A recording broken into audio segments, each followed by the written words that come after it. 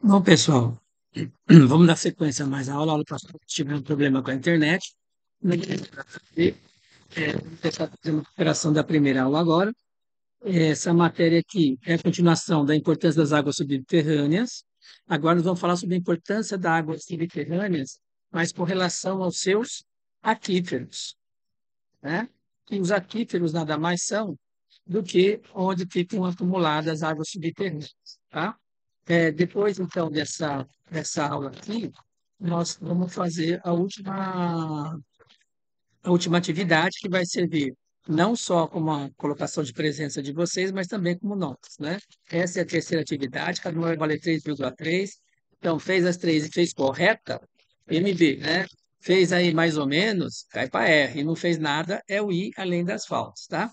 Então, presta atenção nessas importantes águas subterrâneas e funções dos aquíferos, são poucas coisas, e vocês apenas vão fazer o quê? Vão fazer um resuminho do que está escrito aí nesse vídeo aí, tá? Começa aí no minuto 41 e 23, e a hora que terminar eu falo. Vai ser esse resuminho aí, e mais algumas perguntinhas relacionadas em que lugar no Brasil que as águas subterrâneas são mais utilizadas, tudo bem? Então vamos lá aqui. E a função transporte. Vamos ouvir ele falando e qualquer coisa aí eu vou fazendo um comentário. Mas é bem tranquilo, né? Então, a importância das águas subterrâneas, funções dos aquíferos, função transporte, ou seja, né, recarga artificial, ou seja, consiste em utilizar os aquíferos para transportar águas de zonas de recarga para compensar os efeitos dos excessos de extração, como acontece no centro-oeste americano, na Índia, norte, na África. Ou seja, eu vou tirar água de onde eu tenho aquíferos bem carregados com água e vou levar água para onde há necessidade para se transformar o quê? Para se transformar em uma reserva de água para os locais que não têm. E quais esses são utilizados normalmente? Isso aqui. Isso acontece muito no centro-oeste dos Estados Unidos, na Índia e no norte, por exemplo, né? Então, aqui, ó, aqui é um aqueduto, né, que é um local de captação dessas águas. Essas águas, então, são levadas de outros lugares para a área de recarga. Está aqui, ó, né, bacia de recarga. O que são essas bacias de recarga? As águas subterrâneas são extraídas de outro ponto, são trazidas por esses aquedutos, né, que são os condutos aqui que trazem a água. Ela é levada para uma bacia de recarga. O que é essa bacia? Essa água vai ser despejada aqui dentro, né? E aqui dentro, ela vai fazer o quê? As rochas são apropriadas, ela vai penetrar e vai ficar armazenada aqui na parte subterrânea, né? Então, aqui nós temos aqui a areia porosa, ou cascalho, aqui é o aquífero, que justamente é onde a água fica acumulada, aqui são os pontos de monitoramento, para se saber a qualidade da água, apesar que quando ela já vem aqui, ela já é tratada. Então, praticamente tem dois tratamentos, né? A próxima extração, né? E já quando coloca aqui. Então, antes dela cair nessa parte inferior aqui do aquífero, onde vai ficar acumulado, ela já está o quê? Pré-tratada, ela tem um tratamento já superficial, na superfície da água. Ela é feita aqui o tratamento, tá? Tudo bem? Então vamos ouvir aqui qualquer coisa. Acho que já foi feito todos os comentários que foram necessários. E a gente estava falando das funções dos aquíferos, falou da função produção, nós vamos agora falar da função que o Aldo Rebouças classificou como função transporte, que seria vinculada à questão das recargas artificiais. Você utilizar o aquífero para transportar água de zonas de recarga para compensar os efeitos de excesso de extração, como acontece no centro-oeste americano, na Índia e norte da África, por exemplo. Tá? Então, você pode fazer irrigação através de uma série de processos. A gente vai comentar alguma coisa durante o curso, quando falar dos problemas causados por explotação e as prováveis soluções. Né? São tanques de infiltração, poços de infiltração, canais de infiltração, né, que são normalmente utilizados para proporcionar e aumentar a quantidade de recarga, né, para que a água ela recupere os níveis dos aquíferos, minimizando os problemas causados pela explotação. Outra função que ele falou é a função filtro, a captação por meio de poços induz água de rios, lagoas e outros mananciais de superfície como forma de reduzir os custos do seu tratamento convencional. Tá? Uma das formas de tratamento é filtragem, né? Você faz aquele filtro de areia, entendeu? Para filtrar a água. Nas companhias de saneamento fazem isso. Então, se você já faz um poço, por exemplo, aqui no cordão de duna, e você tem um rio, se você faz um poço aqui na duna, esse poço ele vai atravessar isso e vai pegar, certo? Essa água que está aqui, isso aqui está aflorando aqui por dentro da duna, né? Claro que tem essa conexão. Então, você pode, digamos assim, você tirando água daqui, você já tira essa água filtrada, tá? Porque tem a filtração natural da areia, entendeu? Diminuindo custos aí de tratamento. E a função agora falar da função que o Aldo Rebouças classificou como função transporte, que seria vinculada à questão das recargas artificiais. Você utilizar o aquífero para transportar água de zonas de recarga para compensar os efeitos de excesso de extração, como acontece na filtração natural da areia, entendeu? Eu voltei um pouquinho, agora aqui na função filtro, porque entrou um professor e começou um pouquinho, acho que atrapalhou, né? Então, a função filtro, o que que é? O nome está dizendo, né? Filtrar essa água, ou seja, eu vou tirar essa água da água subterrânea e tentar tirar de uma forma que eu já aproveite o próprio material que está sobre ela, né? E fazer uma filtração natural. Por quê?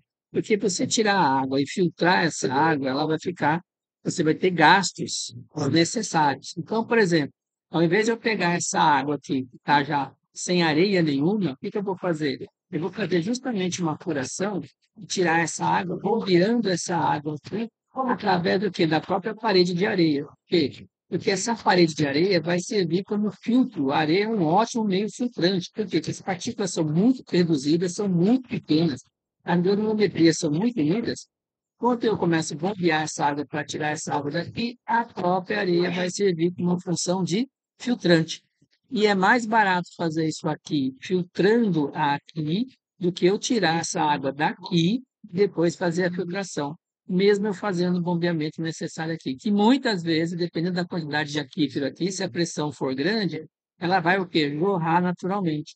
Então, eu tenho essa possibilidade. Ou eu posso usar uma bomba de extração, ou eu posso fazer o quê? Fazer um furo aqui, fazendo com que a água, pela própria pressão que está lá, ela suba, e eu vou fazer uma filtração natural. Tudo bem?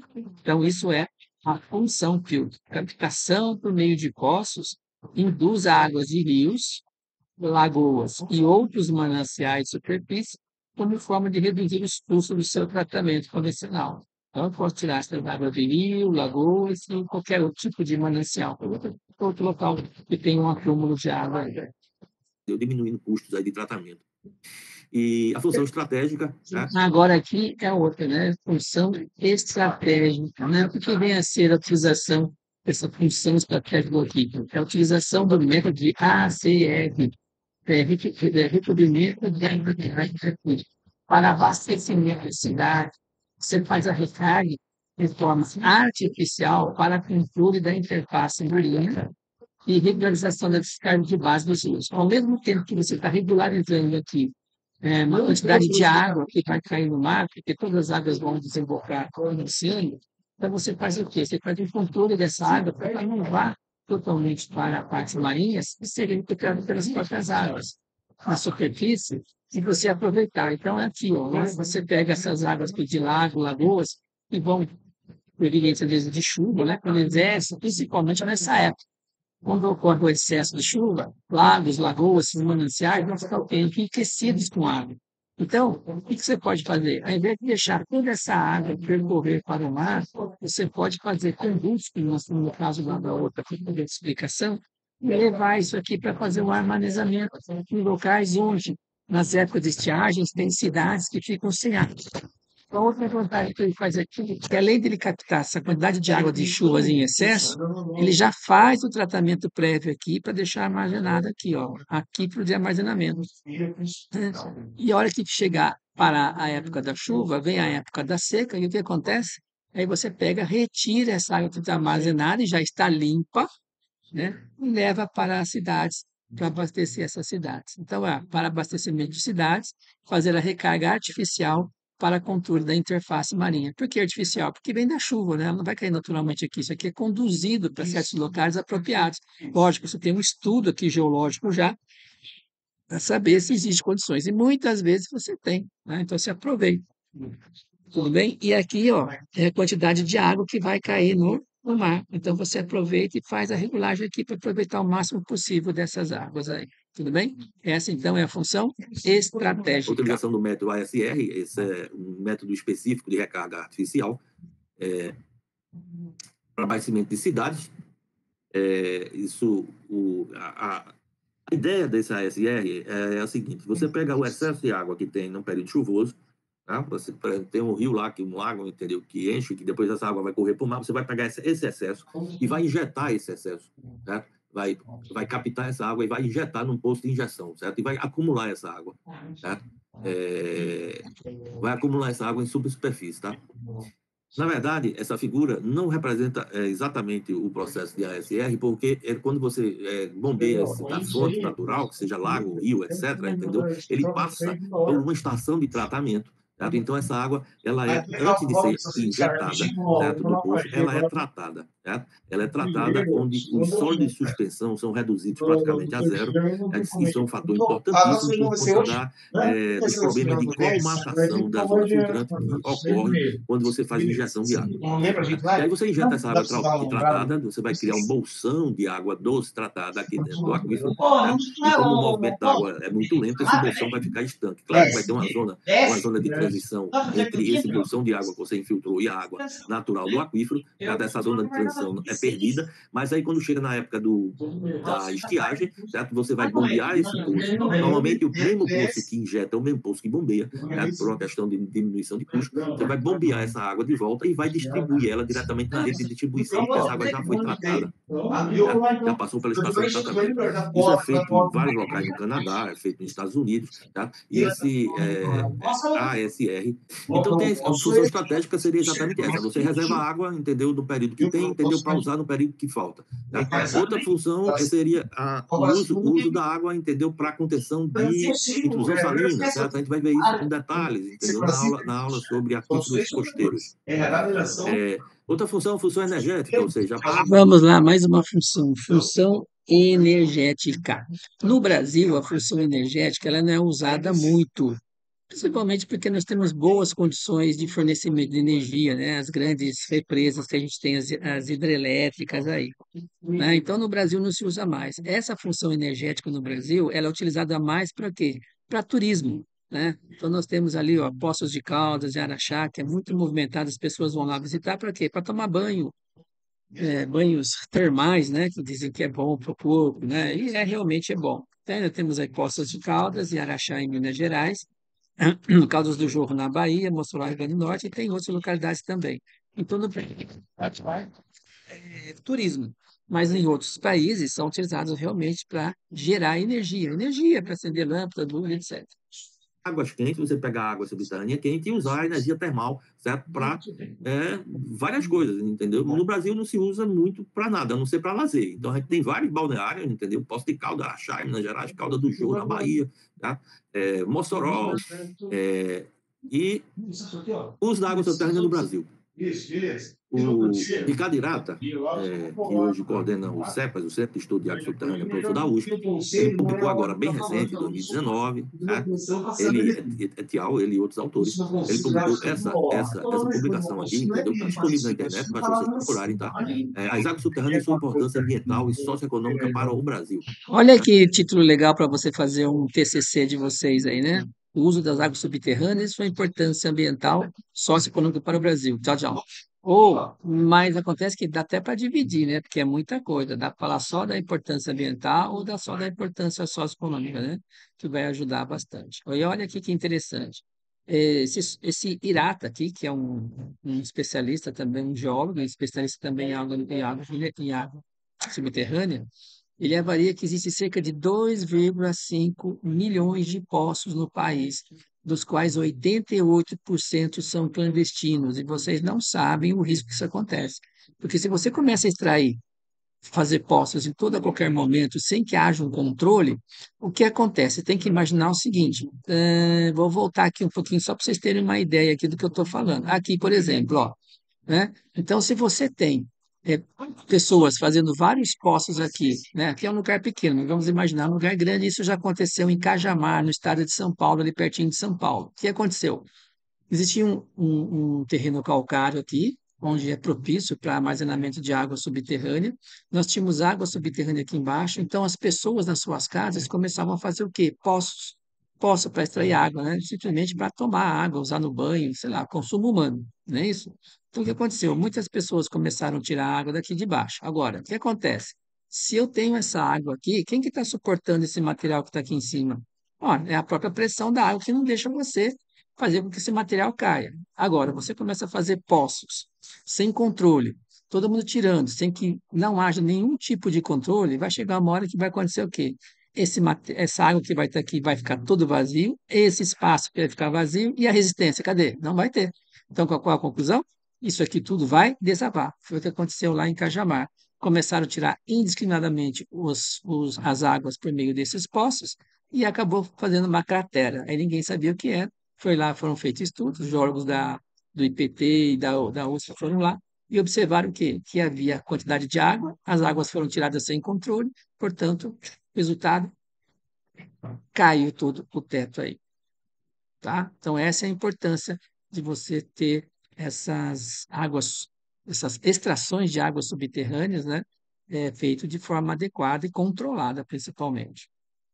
certo? E efetivamente ela deveria ser menos utilizada para indústria e agricultura e ser mais utilizada para abastecimento mesmo.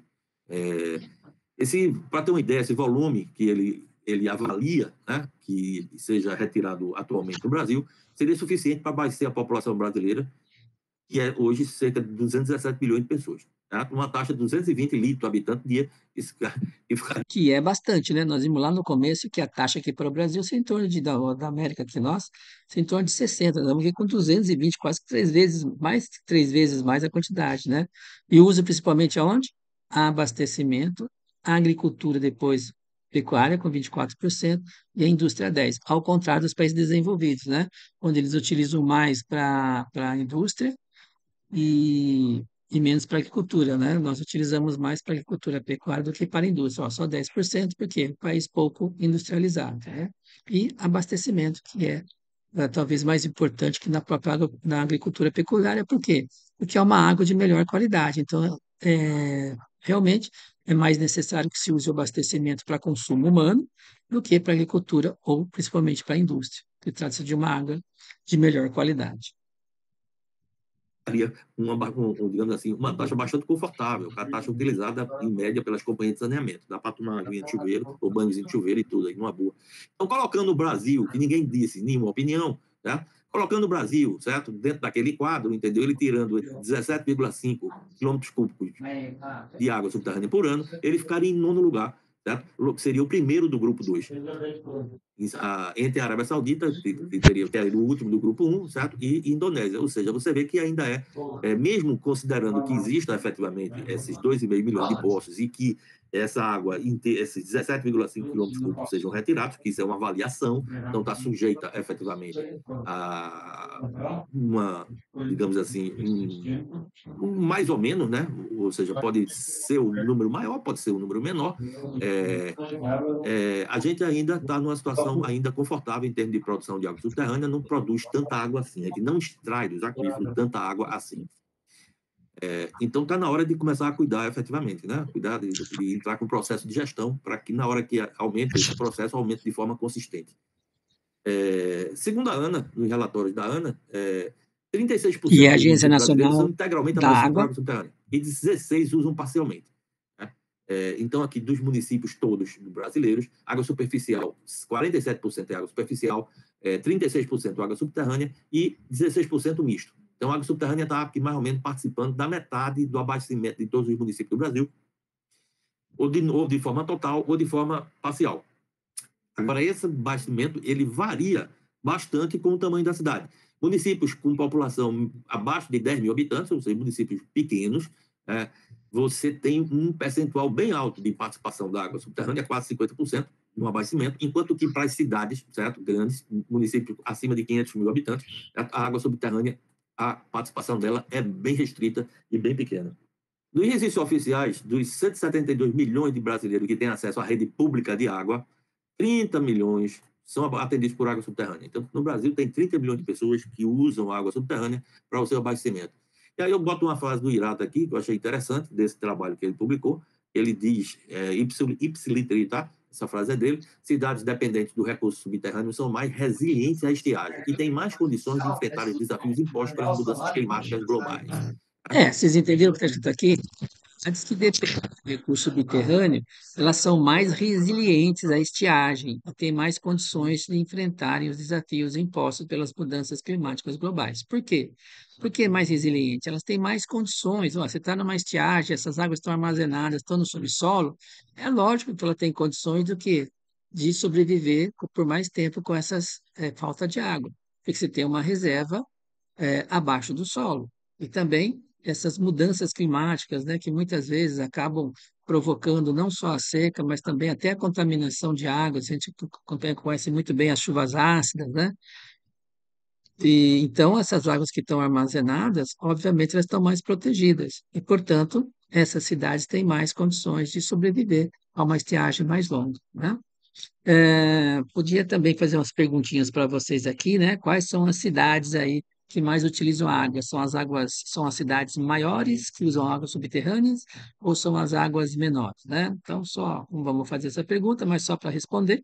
Então, as cidades menores são as que mais usam água subterrânea em empreendimento, ou seja, com relação às cidades maiores. E aqui tem, né, ó, os municípios com menor que 10 mil habitantes, municípios com habitantes 2.445 usam menos de 10 mil. Aqui o consumo é dado em percentagem ou está em litro aqui? Total de municípios, 5.570.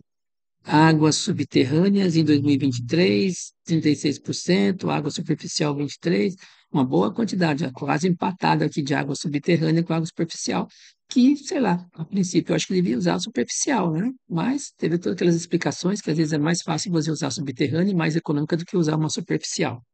Isso vai depender do quê? Da localização da cidade, das condições, de que forma que estão armazenadas essas águas aí. Vamos em frente?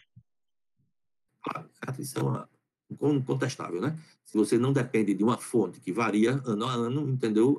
A água subterrânea é uma fonte que está, digamos assim, perene ali, entendeu? Você não vai ter muito problema em relação a essas questões de mudanças climáticas, pelo menos provisoriamente. No mapa que a ANA publicou em 2010, são mostrados os potenciais hidrológicos do Brasil e a distribuição das redes das sedes municipais distribuídas por água subterrânea. Né? Eu só quero chamar a atenção ao seguinte, né? Que ele bota aqui na legenda desse mapa, entendeu? É a zona fraturada, a zona vulcânica e a zona de aquíferos porosos, entendeu? Com uma classificação aqui de potencialidade que ele varia de baixo a muito alto, né? E aí esses pontinhos vermelhos são as cidades que estão abastecidas por água subterrânea, e aí eu chamo a atenção que as zonas, as E cidades. não são poucas não, né? Vocês estão vendo que está bem distribuído aqui, principalmente na região onde mais chove, né? Obviamente, sul, sudeste aqui, ó, é onde nós temos maior quantidade de água subterrânea. Já aqui, ó, no centro-oeste, um pouco escasso aqui, no nordeste também um pouco, apesar de falarem que não tem muita água, mas olha, tem uma boa reserva aqui, né? E aí nós temos que chama de indústria da seca, né? O pessoal lá não se interessa muito em fazer a extração das águas subterrâneas, por quê? Porque muitos políticos, né, possuem caminhões-pipa e reservas de água e acabam fazendo o quê? Tirando proveito aqui em épocas de eleições, dando água, quando muito não, às vezes até vendendo água mesmo para esse pessoal. Aqui nós temos pouca coisa, né, no Nordeste aqui, mas nós temos uma boa quantidade aqui de aquíferos que abastecem lá, que poderia ter muito bem tendo estar supridas essas águas para esse pessoal que mora lá. Mas vamos lá. Que estão em cima das zonas sedimentares, entendeu? Digamos assim, tem muito mais, uma Rochas concentração muito sedimentares são as maior de melhores cidades, rochas para principalmente na armazenamento região das águas sudeste, né? Que está subterrâneas. abastecida tanto pelo aquífero, pelo SAG, Tubarão, Bauru, Caiuá, e pelo próprio aquífero dos basaltos do Serra Geral, né? Então, tem uma disponibilidade hídrica subterrânea muito grande, isso se reflete pela quantidade de cidade que é abastecida por. Aqui, você, embora tenha uma disponibilidade muito grande de água subterrânea, você tem uma densidade demográfica muito menor do que aqui na região sudeste. Então, essa talvez seja exatamente isso, que se reflete de uma forma muito maior aqui na região amazônica e ainda mais forte ainda aqui na região do Parecis. E ultimando essa fase são 10 e 11, está ótimo. opção de ponteiro, apagar. Você tem as sedes aqui, nesse trabalho da Ana, que tem aquele mapa, ele tem a distribuição por estado, por região, né? Ele tem por região, tem por estado, né? Aí tem o sistema misto, subterrâneo, superficial. Então, ou seja, foi um levantamento que a Ana fez, entendeu? Bem interessante. E a gente tem 2.153 municípios abastecidos totalmente por água subterrânea, 57, entendeu? Com participação parcial E da... viu que interessante aqui? 2.153 municípios que só são servidos por água subterrânea. Ou seja, praticamente, as águas superficiais, praticamente não, né? As águas superficiais não existem aqui. Ou seja, se eu não tenho essa água superficial, o pessoal morre de sede, morre de fome. Por quê? Porque em muitos locais são locais que praticamente não chovem, mesmo sendo aqui. Apesar de ser menos aqui, ó, até na região sul nós temos cidades que são totalmente abastecidas com água subterrânea. água subterrânea. Tá? 57, 757 com participação parcial da água subterrânea.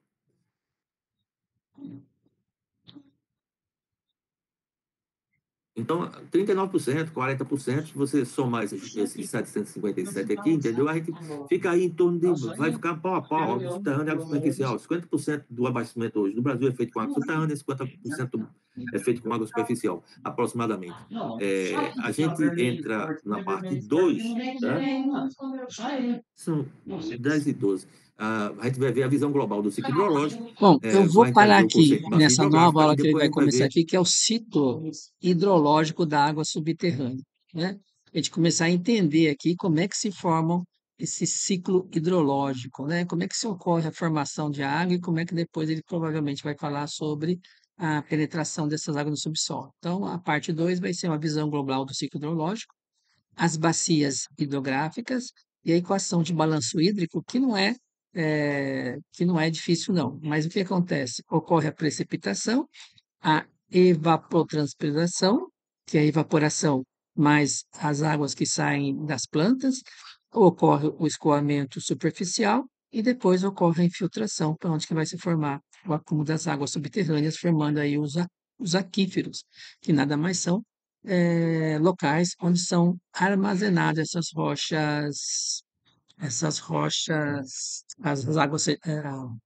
as águas subterrâneas. Tudo bem? Então eu vou parar aqui, vou fazer um questionário para vocês aqui responderem, vou dar o prazo certinho aqui, vai estar marcado lá, e depois nós voltamos, continuação do ciclo hidrológico, e para a nossa primeira parte aqui, esse primeiro semestre aqui. Tudo bem? Continuem fazendo os exercícios, não deixem de fazer, certo? Vou deixar o microfone ligado, mas eu vou deixar